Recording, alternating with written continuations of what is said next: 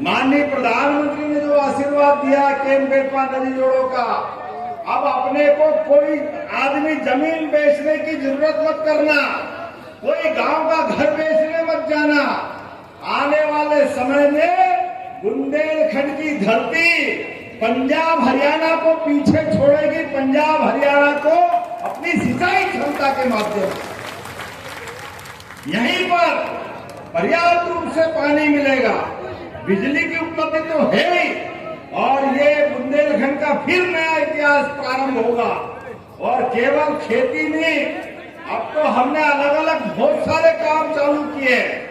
पर्यटन को बढ़ावा देने के लिए आज चंबल, ग्वालियर और सागर संभाग के तीनों संभाग के मिलाकर के अलग अलग प्रकार के उद्योगों के लिए आजकल तो पर्यटन भी उद्योग की तरह है।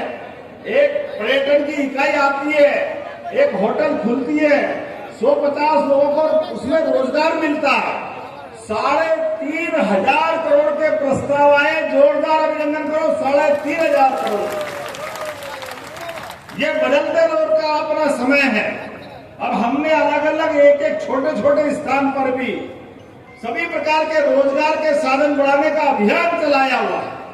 इसीलिए पर्यटन के लिए भी, और मैं जब शिक्षा मंत्री आया था, बहन हमारी बोल रही थी ललिता जी, जब मैं यहाँ शिक्षा मंत्री बन के आया तो छतरपुर विश्वविद्यालय की बात आई, और विश्वविद्यालय में हमारे ये पटेरिया जी और कई लोग साथ थे, दीदी भी थी। इनने कहा कि वो विश्वविद्यालय, मुझे लगता काफी लोग थे, अपन सभी थे, और इनने कहा वो एक कमरे का, कुलपति का एक कमरा और उसमें एक चपरासी और कोई था ही नहीं। विश्वविद्यालय चल रहा कई साल से, इसका भवन बनवा दो। मैं महाराजा महाविद्यालय में बैठा था, मैंने कहा कि भाई अगर विश्वविद्यालय बनाना है, वास्तव में अगर छतरपुर को गौरव दिलाना है, महाराजा छत्रसाल के नाम पर स्थापित विश्वविद्यालय छोटा कैसे हो सकता है? उसी दिन उसी समय घोषणा करके उस महाविद्यालय को ही हमने विश्वविद्यालय का नामकरण दिया। तब कई कांग्रेस के लोगों ने आंदोलन किया, हमारा महाराजा कॉलेज चला गया, विश्वविद्यालय कहाँ ये बना दिया, बेवकूफ बना रहे हैं, ये गलत बात है। जाने क्या क्या किया था? हमने कहा भाई नया विश्वविद्यालय खोलना है, नया जिला बनता है, तो जो बिल्डिंग उपलब्ध है उसी में तो जिला बनता है, बाद में कलेक्ट्रेट बन जाता है। जो हमने कहा वो करके दिखाया, नया विश्वविद्यालय भवन बन रहा है। जोरदार अभिनंदन करो अपने इस विश्वविद्यालय के नई पीढ़ी के लिए। हमारे द्वारा कही गई एक एक बात कभी कोई खाली जाने वाली नहीं। ये यशस्वी प्रधानमंत्री के नेतृत्व वाली विश्व की सबसे बड़ी पार्टी की, भारतीय जनता पार्टी की सरकारें हैं, जो कहते वो करके दिखाते हैं।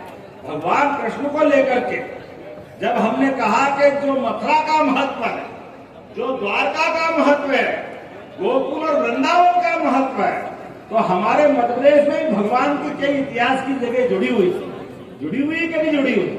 भगवान कृष्ण की वो सारी ज्यादा लीलाएं हुई है, चाहे वो द्वारका के समान उज्जैन में भी शिक्षा ग्रहण करने आए, या चंदेरी आए, या जहां हमने सुदामा के साथ रात गुजारी, या माता रुक्मिणी के हरण के समय युद्ध किया, ऐसे कई स्थानों को खोजने का मैं मंच से निवेदन करना चाहता हूं। भगवान कृष्ण का कोई ऐसा इतिहास छिपा हुआ हो जहां उसको तीर्थ के रूप में लाना है, तो भगवत राजा जी से भी निवेदन करता हूं, और आप सबसे भी वो स्थान बताना। हमारी सरकार एक एक स्थान को चिन्हित करते हुए